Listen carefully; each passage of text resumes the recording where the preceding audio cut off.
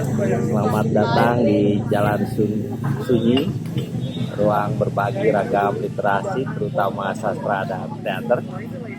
Hari ini saya kedatangan dua tamu, para penulis keren dengan genre yang berbeda. Pertama ini penyair muda progresif dari Ciamis, ya, tinggal di Bandung. Ada Willy Fahmi Agiska. Halo teman-teman Jali. Apa nih sebutannya? Sahabat Jali. Sahabat Sunyi. Jalan Sunyi. Oh. Halo. Sahabat Jalan Sunyi. Ya ini kalau di dunia sastra barangkali udah tahu ya bahwa antologi puisinya Mencatat Demam ini meraih penghargaan atau pemenang Hari Puisi Indonesia ya, KPI. Antologi apa terbaik ya? Itu apa itu? Nah, dan satu lagi ini jauh nih ya, dia datang ke Lembang ya, dan nggak bawa jaket ya, jadi nggak bawa jaket, orang Serang ya, dan dia memang nggak punya jaket, orang Serang itu ya, datang ke Lembang kedinginan. Ini adalah Nidu Aras Erlang. Nah ini juga oke nih, prosais keren, udah progresif juga. Ini tahun 2019 ya, 2019 DKJ ini yang itu DKJ 2020. Oh ya, ini dia adalah penulis novel Burung Kayu. Novelnya mendapat penghargaan novel terbaik di Kusala Sastra Katulistiwa. Oh ya, Kusala Sastra Katulistiwa ya. Kalau dulu apa, Katulistiwa Literary Award. Ini penulisnya ada di sini. Sengaja saya manfaatkan, saya ajak ngopi. Ini saya juga baru datang pertama kali ke sini. Apa nih namanya, warung kopi pelangi. Warung kopi pelangi ini menarik juga. Ini kalau kalian lihat ke belakang itu, kalau siang sore ini keren kayaknya pemandangannya. Pemandangan yang sunyi. Selamat datang di Lembang, Nidu. Selamat datang kan. Serius kan? Serius ya. Ternyata Nidu ini udah seminggu di Bandung. Ceritakanlah sedikit nih, bocoran ngapain aja seminggu di Bandung. Oh, lagi nyari data. Nyari data. Buat riset terkait cerita pantun. Cerita pantun. Apa sih cerita pantunnya, Non? Kita kalau di sastra Indonesia mungkin lebih kenal pantun ya, pantun Melayu gitu. Pantun Melayu kan ada sampiran, ada isi gitu. Nah kalau cerita pantun mah prosa sebetulnya. Prosa liris mungkin bisa dikatakan seperti itu. Karena dia bentuknya naratif, bercerita, dituturkan sama juru pantun, itu bisa semalaman. Oke, nah ini memang orangnya suka riset ya. Dulu dia alumni UI, kajian tradisi lisan, jadi memang kerja-kerja etnografi, antropologi sering dilakukan ya. Will, kenaun aina Will, lagi apa sekarang? Katanya lagi bikin manuskrip ya, atau gimana? Ya, itu rahasia. Nyusun Manuskrip puisi gitu. Tapi nggak tahu nih mau terbit kapan. Bikin puisi lagi. Ya. Mau nanti kalau udah terbit mau ikut lagi itu nggak, kayak apa, sayembara Gimana nanti lah. Oke. Saya nggak bakalan ngomong soal proses kreatif atau hal-hal yang berkaitan dengan penghargaan ya yang telah diraih oleh mereka.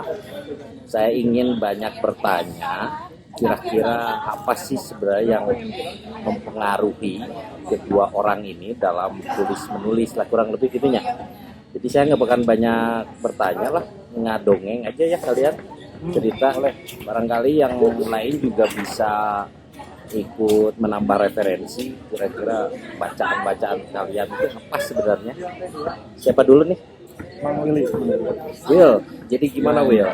Kau kan mahasiswa sastra, terus kenapa puisi sih gitu? Terus bacaan apa sih yang berkesan lah sekarang? Oke. Jadi pertemuan pertama saya dengan puisi itu ya mulai mulai jatuh cinta ke puisi ya dari membaca. Kalau nggak salah waktu itu menjelang lulus SMA gitu, ada tugas ke perpustakaan. Terus nggak sengaja nemu buku puisi. Ternyata pas dibuka, aku nggak tahu itu waktu itu siapa penulisnya, bla bla bla lah. Terus aku buka, pas aku buka bagian halaman berapa lah, aku lupa. Kalau nggak salah kalimatnya ada kalimat yang nempel gitu setelah dibaca. Kalau nggak salah, ingin kutelan sepotong cinta bagaikan es krim. Ingin kutelan sepotong cinta. bagai es krim. Kalau nggak salah kalimatnya gitu. Itu nempel banget tuh waktu itu kan. Karena menurutku, oh ini jarang banget tuh ngomongin cinta, terus ada es krimnya gitu kan. Biasanya kan bulan, bla bla bla kan. Kalau itu jatuh cinta banget, dan aku bawa bukunya ke rumah. Bahkan sampai sekarang aku masih simpan bukunya. Ada buku apa? Ternyata itu buku Oka Rusmini. Judulnya Pandora. Kalau nggak salah itu menang Pusala juga ya, tahun berapa lah. Iya, Kalau nggak salah. Ini ngikutin Hairil ya, nyuri ya? Aku waktu itu belum kenal Hairil. Ya maksudnya belum kenal perilaku Hairil gitu. Cuma tahu namanya aja dan puisinya itu. Nah dari situ belum jatuh cinta langsung ke nulis, ya cuma menikmati aja dan suka dengan kalimat-kalimat di buku itu. Bahkan aku coreti gitu, garis bawahi pakai pensil. Nah terus pas masuk kuliah, Enggak, sebentar. Pas waktu itu udah bisa memaknai belum? Atau yang Belum, aneh-aneh aja di sana itu? cuma kesan aja. Oh. Cuma kesannya ini menarik nih cara berimajinasinya gitu. Dan apa ya, hal-hal yang ditulisnya itu kayak dekat dengan keseharian gitu. Ada es krim gitu. Pokoknya ngaco lah kalimatnya gitu ya. Ya. Substansinya ngaco. Dan itu yang menarik. Ya loncat lah imajinasinya dari keumuman orang-orang berimajinasi gitu. Dari situ sih mulai suka, tapi belum sampai langsung nulis waktu itu. Nah mulai mengenal nulis puisi ya secara intens ya ketika masuk kuliah kan. Terus kenal dengan teman-teman yang suka nulis gitu di komunitas Asas kan, Asas UPI. Itu UKM sastra di UPI, dan orang-orangnya memang suka nulis semua gitu. Mau puisi, mau cerpen, mau esai. Nah dari situlah ada keinginan untuk menulis. Dan sebenarnya udah punya apa ya, modal lah jatuh cinta sama puisi gitu. Di kuliah terus bacaan apa lagi? Kan awal Oka Rusmini, terus apa lagi? Yang paling jelas ya karena waktu itu adanya buku Acep, aku baca Acep, suka kan. Lama-lama cari bacaan lain kan. Acep apa misalnya Acep? Yang masih ingat ya? Menjadi penyair lagi kalau nggak salah waktu itu. Lagi.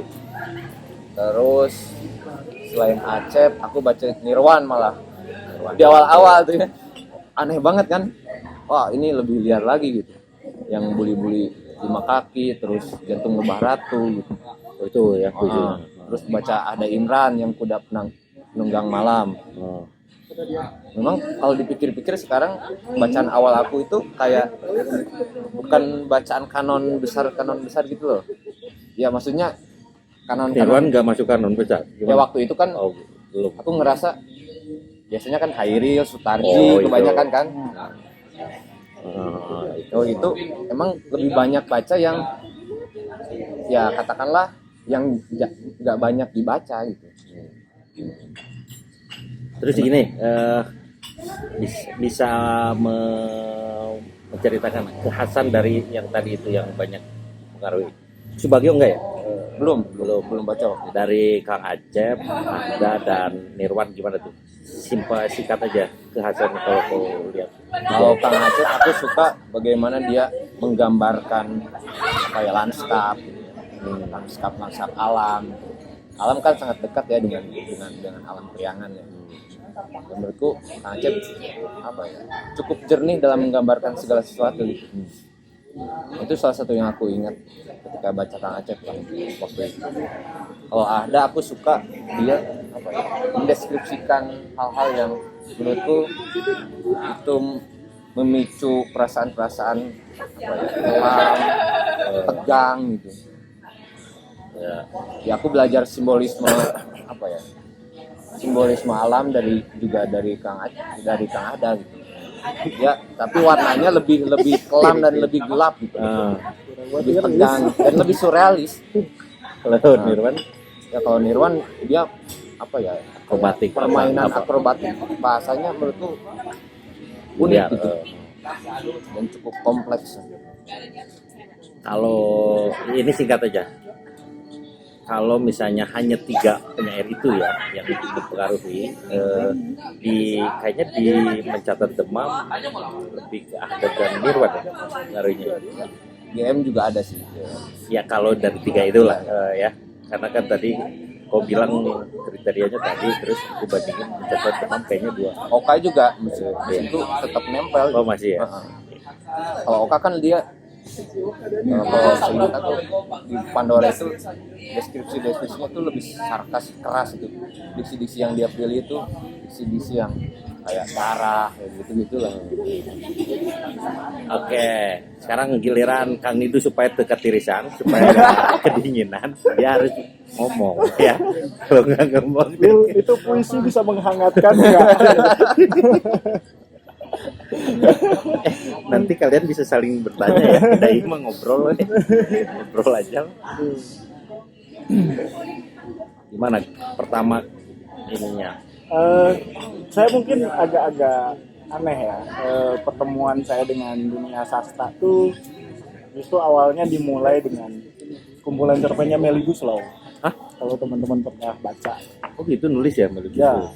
2005 atau 2004-2005 gitu. Apa judulnya? Judulnya 10A. 10A. Ya, Oke. itu ada 10 cerpen di bukunya. Nah, karena itu aku sudah lulus SMA, sudah lulus STM tepatnya. STM apa? Oh, orang STM. STM listrik. STM listrik. Oke, biasa tukang tawuran. Habis ya STM aku nggak baca sastra. Kalaupun di pelajaran bahasa Indonesia itu baca Hairil atau cerpennya Anafis gitu, Robohnya Surau Kami itu ada lah di pelajaran sekolah ya. Tapi itu nggak membekas. Lulus ketemu ya karena suka sama Melly Guslow mungkin akunya. Oh, Suka sama Melly Guslow. Baca itu lalu ketemu teman-teman komunitas di Tangerang. Itu Akademi Sastra Tangerang namanya. Itu keren banget. itu apa komunitas? Apa? Komunitas, tapi namanya Akademi. Oke, keren. Siapa di situ? Di Akademi Sastra Tangerang itu didirikan sama KSI dan KSI Komunitas Sastra Indonesia kerjasama dengan Dewan Kesenian Kota Tangerang. Nah, mereka bikin Akademi Sastra Tangerang. Direkturnya pada masa itu tuh Aris Kurniawan. Nah, Aris, terus kami ketemu di sana setiap hari Sabtu gitu, bahas cerpen, bahas puisi, kadang-kadang mendatangkan mentor lah semacam gitu ya. Yang dibahas puisi teman-teman. Ya, Teman-teman. Kadang-kadang mendatangkan ya sastrawan yang di Tangerang atau di Jakarta gitu untuk mengomentari karya teman-teman yang dibahas pada hari itu. Ya ada siapa aja yang pernah ketemu ya. Ya di antaranya Wan Anwar gitu. Terus juga ada Jen Hai, Martina Laida yang pernah beberapa kali datang. Yang mentor tetapnya sih sebetulnya Iwan Gunadi. Nah, Iwan Gunadi itu bukan sastrawan. Dia editor majalah Infobank, majalah perbankan. Menarik, orang-orangnya menarik gitu. Nah, rata-rata waktu itu kami tuh buruh pabrik di Tangerang. Kau juga kerja dulu? Kerja di pabrik. Nah, di sana kemudian ya aku intens lah belajar gitu ya, dan mulai membaca, lalu ketemu karya-karya yang lain yang awal-awal sekali mempengaruhi aku tuh, dan sampai hari ini sebetulnya mungkin dalam bacaan ya, yang aku sukai itu cerpen-cerpennya Raudal Tanjung Banua ya. Cerpen-cerpennya Raudal. Masih ingat gak cerpen apa tuh? Judulnya antologi arti. Awal-awal banget tuh aku baca cerpennya Raudal itu Pusaran Lubuk Pengantin. Kalau tidak salah itu Menang Sayembara Horizon gitu.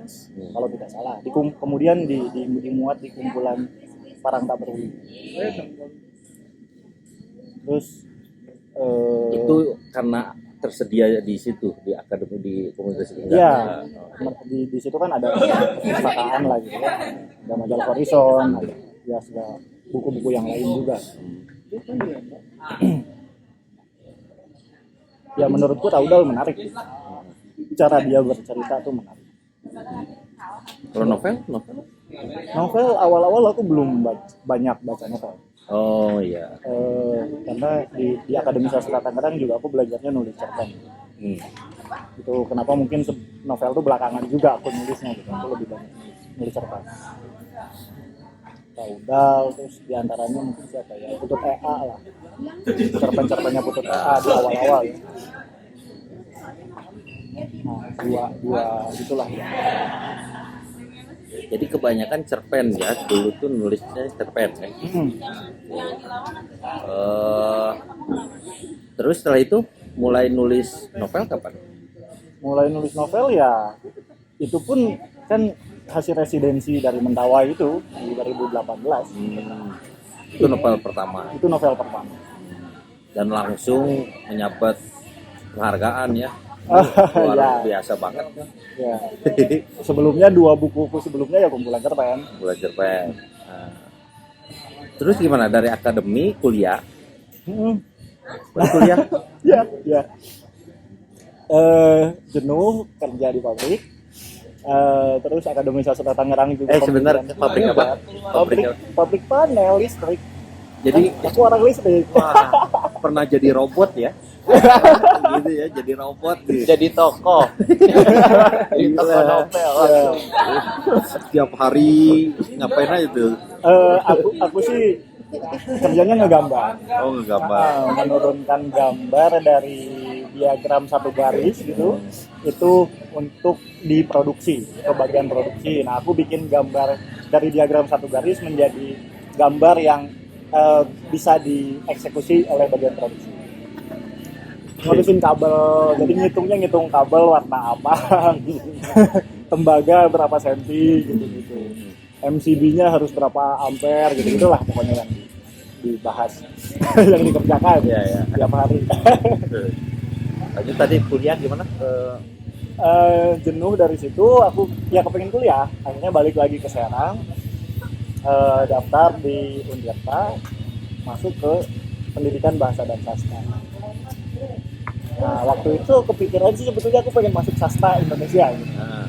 Karena bodohnya dan tidak punya akses, gak tahu apa itu sastra Indonesia, apa itu pendidikan bahasa dan sastra, gak tahu.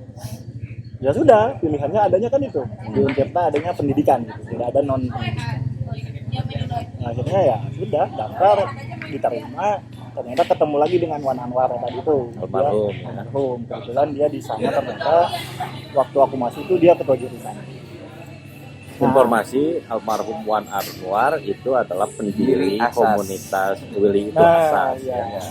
Jadi masih saudara. Ini apalah? Masih Seterguru ya. masih seperguruan. Seterah. Ya dosen-dosen di Untirta itu beberapa dari UPI. Anwar.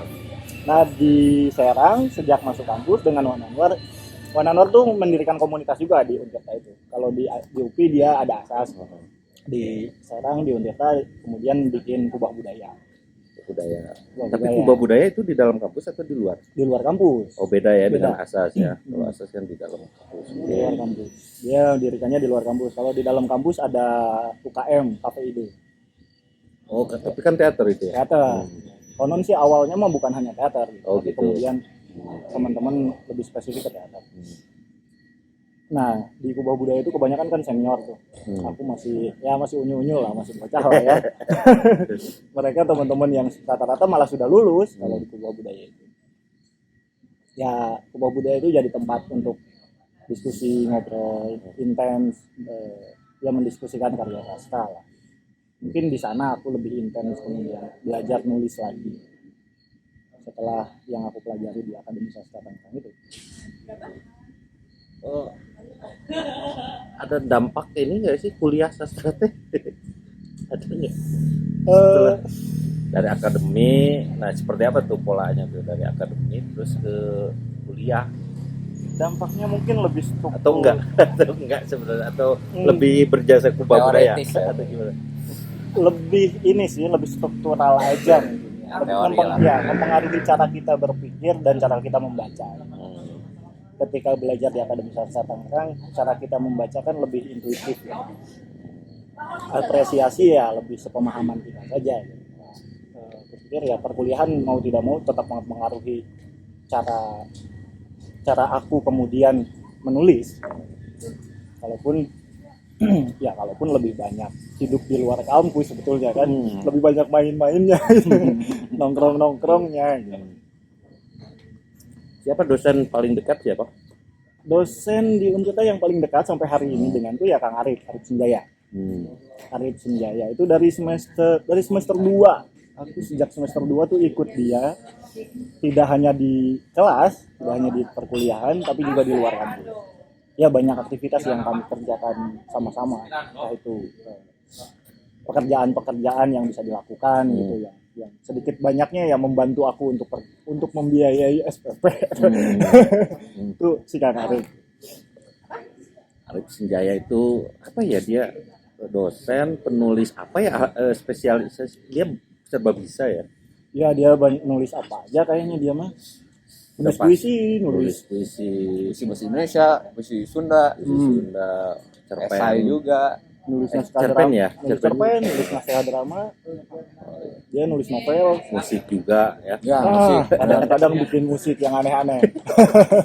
Dia pintar juga bermusiknya tuh. Beliau.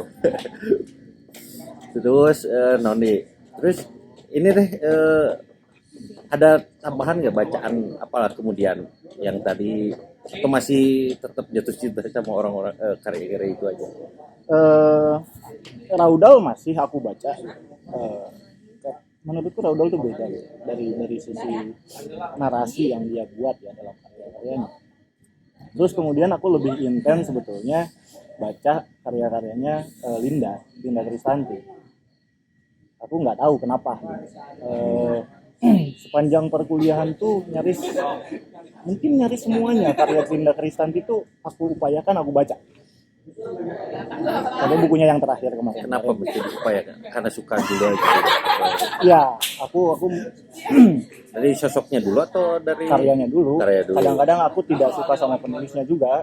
Oh gitu ya. Ya, Aktivitas di luar karya itu ya, tidak suka. kadang-kadang ya penulisnya aku baca, penulisnya aku tidak suka, tapi karyanya aku suka. Kadang-kadang begitu. Linda dan cerpen Linda juga yang kemudian aku jadikan skripsi itu. Oh, kajiannya Skripsiku Linda. apa ya judulnya? Yang Antologi. di kumpulan cerpen Rahasia Selma, tapi aku cuma ngambil satu cerpen untuk jadi skripsi. Dan dihubungkan dengan pendidikan ya? Nah, kebetulan enggak. Oh enggak. Biasanya kalau anak pendidikan gitu.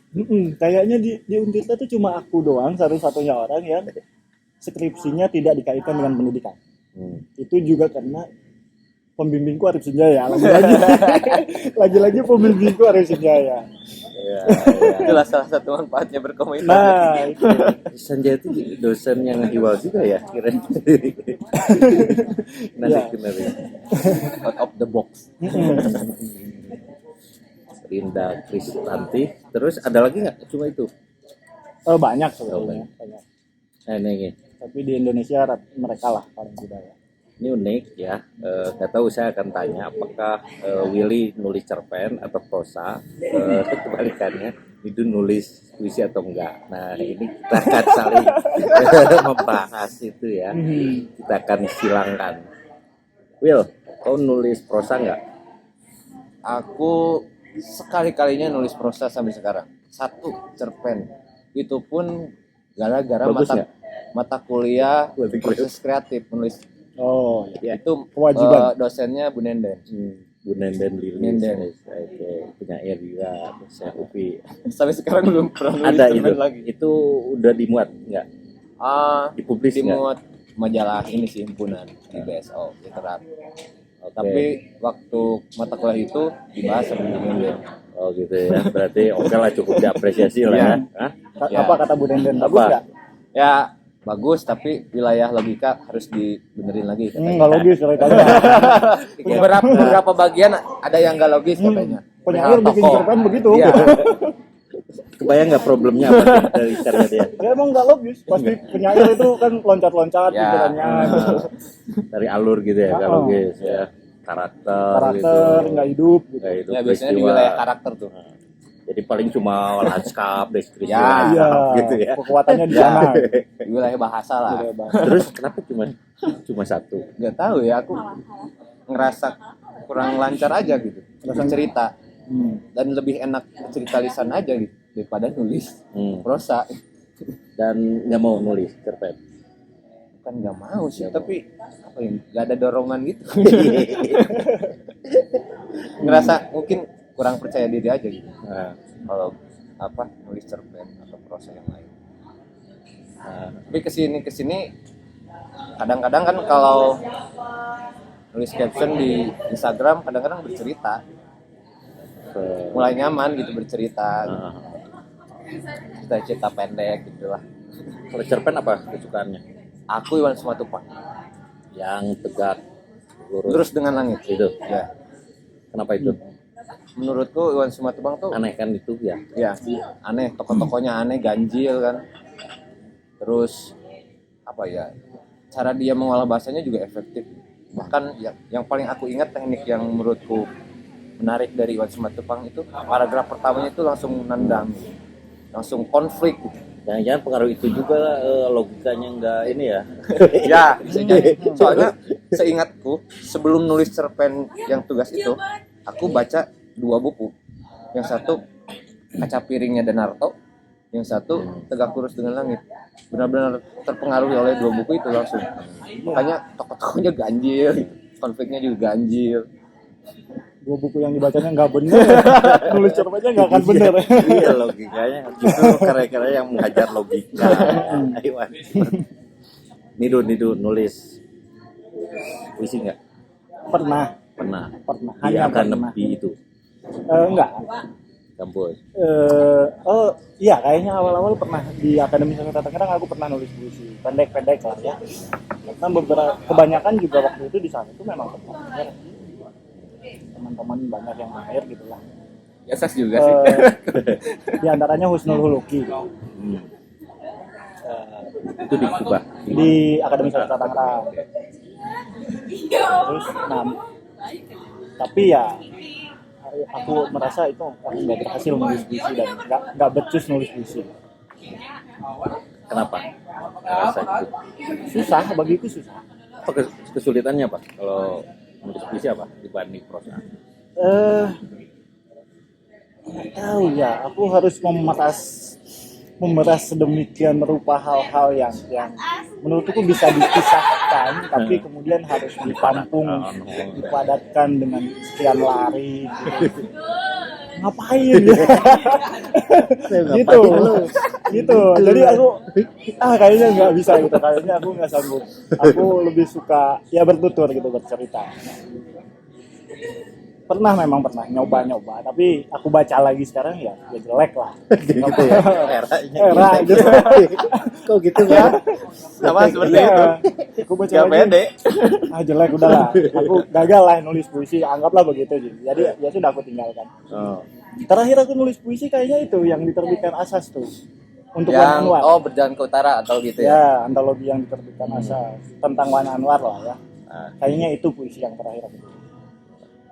itu siapa yang kurasinya? Ada nggak? Kalau nggak salah Teman-teman Asas ya. Heri Dari Majaklana deh. Majaklana. Kau memang ngajuin satu puisi itu atau enggak? Iya kan teman-teman Asas waktu itu publikasi lah ke teman-teman di mana aja gitu yang pernah kenal Wan Anwar untuk nulis puisi. Ya mungkin itu juga karena aku punya pengalaman, punya kedekatan dengan Wan Anwar, aku bisa menulis satu puisi itu doang. Ya sudah, dan aku kirim ternyata dimuat juga. Setelah itu aku nggak berani lagi nulis puisi itu. Ya, nggak berani lagi. Ada trauma nggak sih karena di komunitas gitu kan? Misalnya kalau di ASAS saya punya pengalaman gitu ya, ada sidang diuji karyanya, terus nggak kuat mental gitu, ada trauma gitu nggak karena di forum didiskusikan, dibahas, terus saling bantai gitu teman gitu. Iya, iya, Ada nggak iya. ya, Mas ini? Entah mempengaruhi, entah enggak ya. Tapi begini, dengan Wan Anwar itu, teman-teman Kubah Buddha itu pernah menerbitkan antologi puisi Candu Rindu. Itu kumpulan puisi pertama teman-teman Kubah. Nah kan diminta tuh, Masuk. diminta Ya, ya, diminta semuanya teman-teman yang punya puisi. Aku nyerahkan draft. Aku punya, waktu itu punya puisi. Aku serahkan draft, mungkin sekitar 15 judul. Masih disimpan nggak draftnya? Enggak.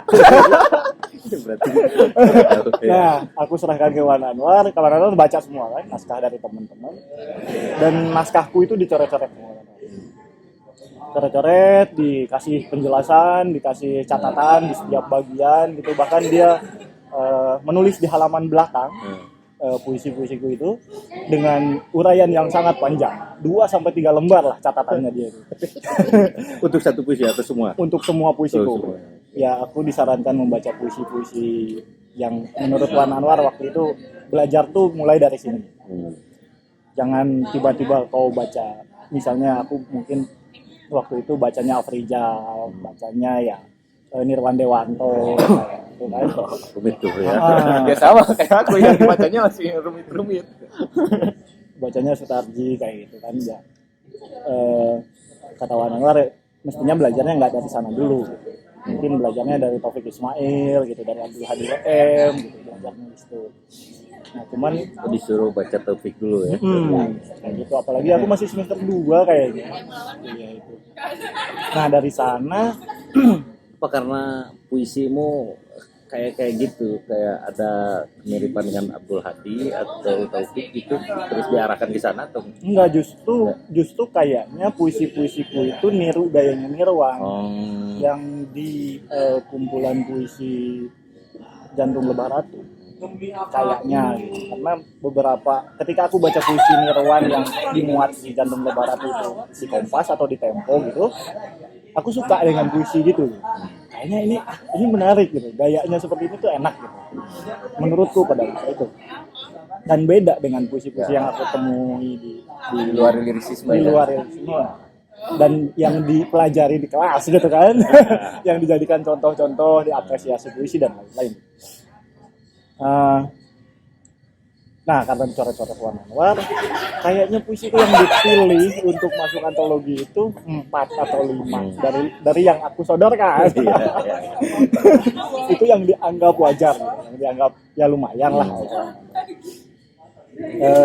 nggak dimarahin gitu, coretannya banyak tanda seru atau apa? Enggak juga, aku Enggak ya? enggak aneh-aneh aku. Oh gitu ya, baik berarti ya, Wan Anwar termasuk itu ya. Iya, Nggak galak ya. enggak galak dia enggak. Kalau ngajarin dia enggak galak. Tapi kamu udah stres ya gara-gara, padahal banyak nggak galak tuh. Enggak galak, dan aku baca gitu. Oh ya, aku paham apa yang diinginkan Wan Anwar dan saran-sarannya dia gitu. Cuman aku merasa sepertinya aku nggak bisa ngikutin ini. Terlebih di Kubah waktu itu kayaknya yang selain nulis puisi aku doang yang nulis cerpen sejak mula, karena belajar nulis cerpen kan sejak dari akademi cerpen. Sejak mula nulis cerpen, selebihnya teman-teman mayoritas nulis puisi.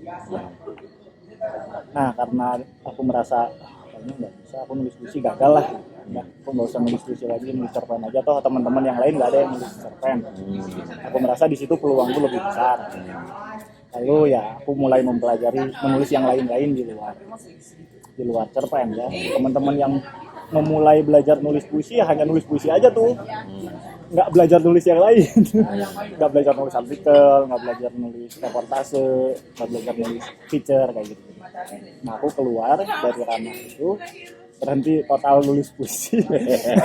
Jadi aku bisa lebih nulis banyak hal gitu. Gitu ya. Ya nulis pertunjukan gitu, nulis apa aja lah pokoknya. Resensi pertunjukan Resen, gitu. ya, Oke. ulasan pertunjukan, nulis resensi buku kayak gitu. Itu udah mulai katakan kapok tuh nulis puisi ya, udah nggak nulis lagi di situ ya. Akhirnya ya sudah lah, aku nggak nulis puisi lah. Lagi pula honornya paling kecil di koran lokal. Oke, pragmatis ya. Honornya Iya, kecil. honornya paling kecil di koran lokal pada masa itu. Will, kau apa Will? Gimana Will? Apa? Ada traumatik gitu nggak nulis cerpen gitu? Kan di ASIS juga ada itu juga ya, bikin karya terus kayak gimana sih pelatihan itu gimana? Kalau trauma sih nggak di cerpen sebenarnya. Dulu kan langsung nulis puisi kan, biasa tuh. Dan kebanyakan secara kuantitas biasa tuh kebanyakannya penyair yang nulis puisi. Nah dari situ aku mulai coba-coba nulis tuh, kalau nggak salah ya, mulai sebenarnya agak telat dibanding dengan teman-teman seangkatanku. Nah, aku mulai nulis puisi itu tahun 2012. Aku kan masuk kuliah 2011, sekitar sudah 2 semester lah. Aku mulai berani nulis puisi meskipun diam-diam. Nah, pas aku setor ke beberapa teman, beberapa senior, emang jelek, jelek dan pas diklat juga, wah karya aku nggak apa ya, jauh lah, maksudnya jelek pun enggak gitu. Dibantai habis lah asli. Di situ timbul apa ya? Enggak sih, cuma di kes doang gitu, dijek-jek. Wah dari situ emang sakit hati sih aku. Anjir, aku udah capek-capek nulis gitu. Tapi dari situ mulai timbul dendam kreatif gitu. Anjir, aku akan buktikan. Cerita nggak siapa yang berkesan yang galak itu? Kalau nggak salah yang paling pedes tuh Edward Maulana. Oke. yang penyidangnya. Kayaknya mau jelek ya. Kayak nggak pernah baca. Dari situ aku mulai giat baca kan, seminggu bisa 3 buku, misal 3 buku puisi. Dan lebih ke dendam kreatif sih. Terus yang cerpen ini gimana? Cerpen Atau emang udah nggak nyentuh dari awal ya cerpen? ya setelah cerpen yang dibahas Bundaran itu, aku nggak nulis lagi karena lebih tertarik nulis puisi gitu, dan cukup intens untuk membaca puisi, terus mulai mencoba berbagai gaya nulis puisi.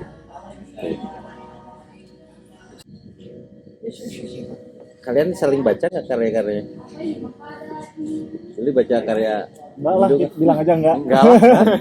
Yes. Enggak terlalu ini, maksudnya enggak terlalu langsung dalami gitu. Ya baca pasti. Baca ya. Oke. Mau saling komentari? Kesan awal ya yang burung kayu aku. Yang burung kayu. Aku suka bagaimana apa ya? Anidu mengolah bahasa lokal dengan bahasa Indonesia gitu. Dia bisa cukup asik memainkan apa ya, keterbatasan referen-referen istilah-istilah lokal yang muncul di novel Burung Kayu, dan aku menikmatinya tanpa referen gitu, dan aku bisa kebantu untuk membayangkan, oh ini konteks lagi mau ngomongin ini gitu. Karena nggak banyak terjemah catatan kaki ya, nggak ada penjelasan. Tapi menurutku itu jadi pengalaman unik sih. Jadi kayak kita datang ke satu daerah tanpa pengetahuan apapun dan kita mengalami itu secara alamiah gitu. Jadi dari konteks memahaminya dari konteks peristiwa. Strategi apa? Adindu mengolah bahasa lokal dengan bahasa Indonesia gitu dicampur aduk gitu. Dan itu menurutku jadi kekuatan yang unik di novel ini. Itu pun butuh kesabaran. Ya, harus benar-benar sabar mengikutinya. Sabar banget, harus sabar. Itu gimana? Pernah baca nggak karya Willy? Kalau kalaupun baca aku sulit mengomentari puisi. Kenapa? Oh, sulit. Aku baca puisi. Kan terakhir bikin epilog puisi saja. Lagi-lagi kayak Rip Senjaya itu terpaksa dan memang dipaksa sedemikian rupa. Tapi aku sulit. Aku baca banyak puisi, tapi ya termasuk puisinya Willy. Tapi itu hanya untuk kesenangan saja. Gitu. Hanya untuk kesenangan atau ya untuk apa ya? Ya karena merasa harus saja aku harus membaca puisi juga gitu. Tapi bahkan untuk mengapresiasi puisi saja aku merasa aku sulit. Tapi Kayak kesan lah, impresi masa impresi ya, beberapa kita kira puisi kayak puisi yang kemungkinan aku sukai ya mungkin aku baca berulang-ulang. Nah tapi kesenangan membaca juga kadang kesini kesenangan membaca tuh agak terganggu ya. Ketika dulu kita belajar nulis tuh baca tuh memang untuk dinikmati, tapi sekarang kesini apalagi udah kuliah lagi, baca tuh terbebani dengan banyak hal, dengan teori, dengan apa yang harus dicari segala macam, dengan apa yang harus didalami dari karya yang sedang kita baca. Nah itu mengganggu kesenangan membaca, keasikan kita membaca. Oh, itu jadi mengganggu ya justru ya, mengganggu. Buatku itu jadi mengganggu. Nggak fokus gitu. Akhirnya ketika baca itu pikiran sudah kemana-mana tuh, kayaknya ini bisa dibongkar dengan teori ini deh, aduh itu udah kacau gitu. Kayaknya ini bisa dibaca dari perspektif ini deh, itu udah nggak enak lagi itu membaca. Oke. Dua sesi lagi. Pertama adalah karena saya udah kehabisan pertanyaan, karena pertanyaannya saya sudah sering lihat mereka diwawancarai setelah HPI ini kan jadi primadona tuh, diundang kemana jadi pembicara, dan saya sering melihat itu ya. Juga Nidu beberapa kali misalnya di Buruan saya tahu lihat karyanya dibahas. Nah sekarang pertanyaannya dari Nidu aja deh ke Willy. Dari Willy tadi ke ini pentingnya buat Mang Willy itu adalah mau nulis puisi macam apa lagi. Oke. Iya dong, setelah Demam. Penyair tuh menurutku gini, Mang. Penyair tuh paling sulit tuh menemukan bentuk puisinya gitu. Kalau sama aja dengan penyair-penyair yang lain mau jadi apa? Iya. Karena yang diolah katakan terbatas itu gitu. Dan bahasanya harus sedemikian rupa gitu. Kayaknya prosa mah bisa luas ya. Makanya aku jadi prosair aja. Bisa dieksplorasi banyak gitu. Sebenarnya kalau di fase mencatat demam itu kan kalau secara bentuk ya atau spirit puisi-puisi yang ada di situ memang aku masih dalam jalur lirisisme gitu. Ya sebagaimana para penyair Jawa Barat lah, pengaruh lirisisme itu sangat besar gitu di peta perpuisian Jawa Barat. Aku kan berdiat di Bandung kan. Nah di buku Mencatat Demam itu cukup sangat merangkum fase aku menulis liris di buku itu. Nah setelah Mencatat Demam memang ada ada kesadaran baru bahwa waktu Mencatat Demam itu aku menulis puisi nggak terbebani dengan aku harus bentuk ini ya nulis aja gitu. Nah setelah Mencatat Demam aku jadi punya kesadaran baru bahwa aku harus bisa setidaknya keluar dari apa yang sudah aku kerjakan gitu. Intinya harus mencoba eksplorasi baru lah. Nah setelah era Mencatat Demam itu aku mulai nulis lagi meskipun sempat berhenti beberapa bulan karena beban citra orang melihat aku yang tadinya aku bukan siapa-siapa gitu. Tiba-tiba banyak yang ngomong, itu cukup membebani sih awalnya. Tapi setelah aku coba lagi nulis, aku mulai menemukan spirit baru lah dalam menulis puisinya. Yang aku mulai kerjakan ini akhir-akhir ini, aku mulai menulis puisi yang katakanlah cukup keluar lah dari lirisisme gitu. Aku mulai mendalami kelisanan misalnya kelisanan di media sosial, kelisanan di bahasa marketplace misalnya. Aku masukkan unboxing, aku masukkan prank gitu. Ya kebudayaan pop itu aku serap dari segi cara mereka berbahasa dalam kebudayaan pop. Aku mulai masukkan itu gitu, dan aku mulai merasa lebih cair lagi terhadap bahasa yang awalnya sangat katakanlah gaya bahasa tulis lah ya. Nah, aku sekarang mulai asik memainkan bahasa lisan di puisi gitu, dan mulai agak naratif, kadang-kadang prosaik gitu. Oke. Jangan kadang-kadang ada humor komedi gitu. Oke. awalnya kan kalau mencatat demam liris banget kan suasananya, sedihan, kemuraman. Ya meskipun di manuskrip yang sedang aku persiapkan ini ada spirit itu tapi dalam bentuk bahasa yang lain gitu. Ada pengaruh dari luar nggak? Ya ada pengaruh dari bacaan juga. Ya. Dari aku baca Afrizal, aku baca Bukowski misalnya terjemahan Hamzah itu. Udah pernah nyobain ngajuin ke festival puisi jelek? Ya. Oh ya. Itu Ya, juga ya. kan bahasa kurang lebih gitu ya, tulisannya. Ya. Pernah nggak? Pernah sekali. Pernah sekali festival. Di repos. Di pos. Masalah Afrizal. Kurang lebih kayak gitulah aja. Tapi itu lebih main-main sih. Bukan spiritnya untuk nulis puisi gitu. Menarik nih perubahannya seperti apa nih dari mencatat demam dan karya selanjutnya. Will, mau pertanyaan yang sama. Mau serius tanya nak? Itu apa ya? Aku bingung nanya ya. Yo, bebas. Kan tadi Anido ngomong bahwa kesulitannya menulis puisi. Ada kepikiran nggak ketika misalnya menggarap prosa, tapi dengan mengelaborasi pendekatan puisi? Misalnya kan tadi pantun ya. Pantun kan setauku dia ada juga spirit puisinya gitu ya, dalam mengolah bahasa. Cerita pantun. Nah, ada kepikiran nggak karena sekarang akhir-akhir ini ingin meneliti itu gitu, ingin pelajari itu, nah, bikin prosa yang menyerap spirit puisi gitu. Ya mungkin ya, tapi aku belum tahu pasti. Masih banyak hal lain yang bisa diolah. Ya mungkin masih banyak yang bisa diolah untuk prosa tuh peluangnya masih banyak ya. Banyak hal. Terlebih apa ya di prosa tuh sekarang genrenya bukan genrenya, jenisnya aja udah macam-macam banget gitu. Kalau dulu kayaknya terbatas. Ya tidak menutup kemungkinan sih kalau aku berhasil riset cerita pantun ini lebih jauh gitu. Kelak aku menulis prosa berangkatnya dari spirit itu. Tapi aku sebetulnya kepikiran pasca nulis Burung Kayu, aku kepikiran hal lain tuh, nulis novel gitu. Pikiranku bahasa daerah di Indonesia tuh banyak sekali, lebih dari 700 bahasa daerah, dan aku juga belakangan kan senang mempelajari agama-agama lokal. Nah, setelah nulis novel Burung Kayu yang dengan menggunakan bahasa Mentawai, lalu di kumpulan cerpenku sebelumnya juga aku banyak memasukkan istilah bahasa Sunda sebetulnya.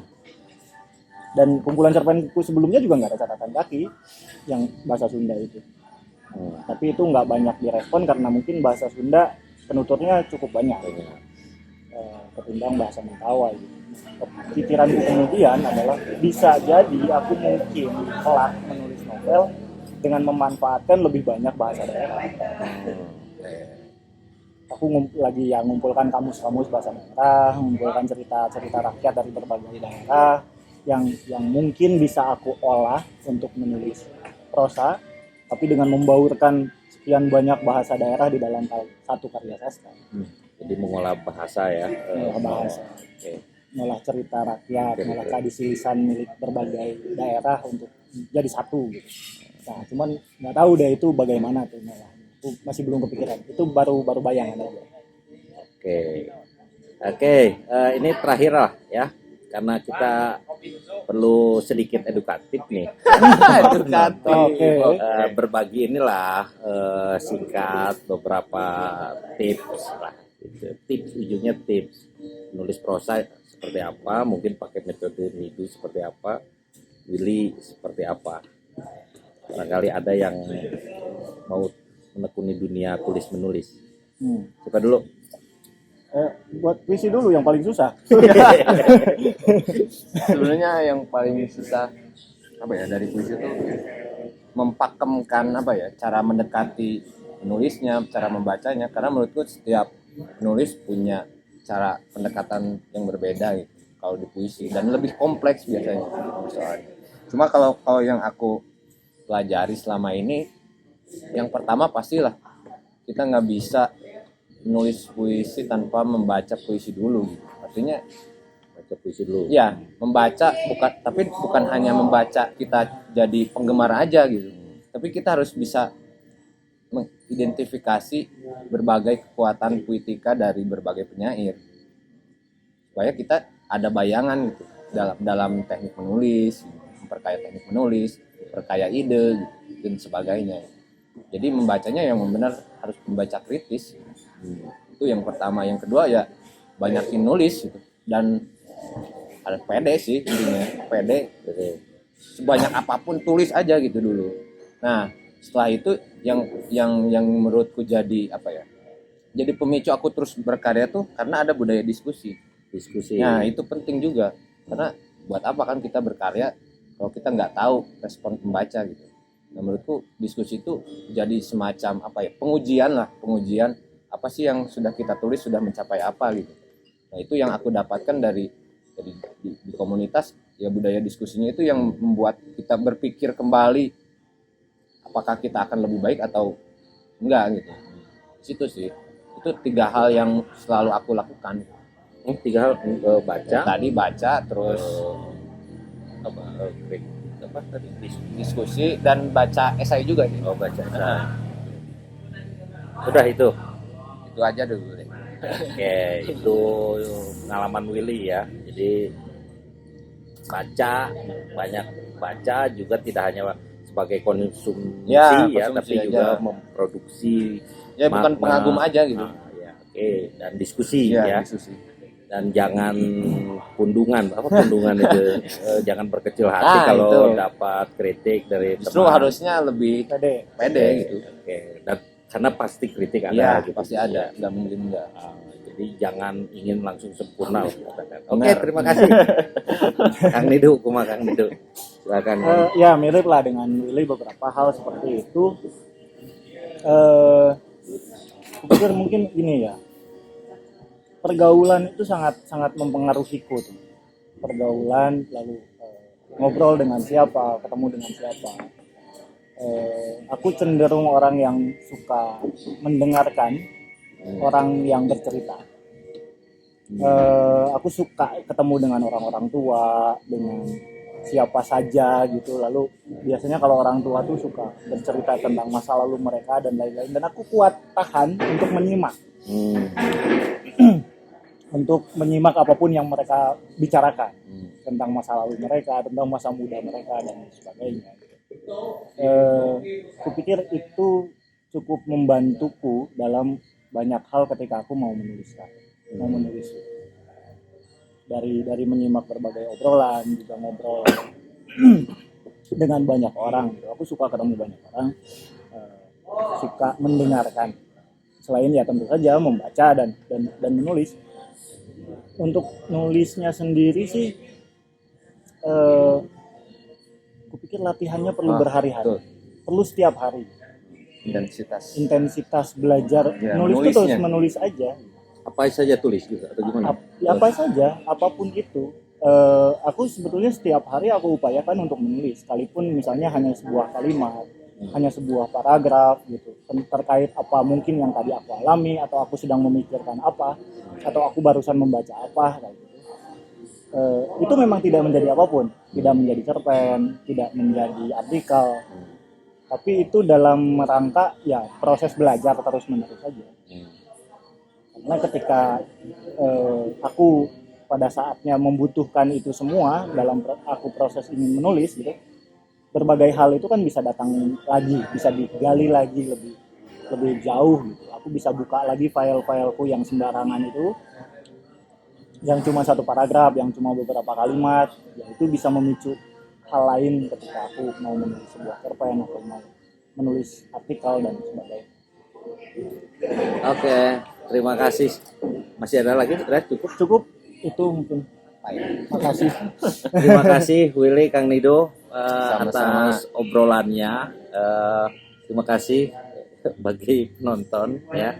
Kita harus akhiri karena sebentar lagi last order, kita mau pesan lagi ya. Sampai jumpa di video selanjutnya. Kopi kita Oke, udah habis. sampai jumpa. Sampai Jangan jumpa. lupa ngopi ya. Sampai jumpa.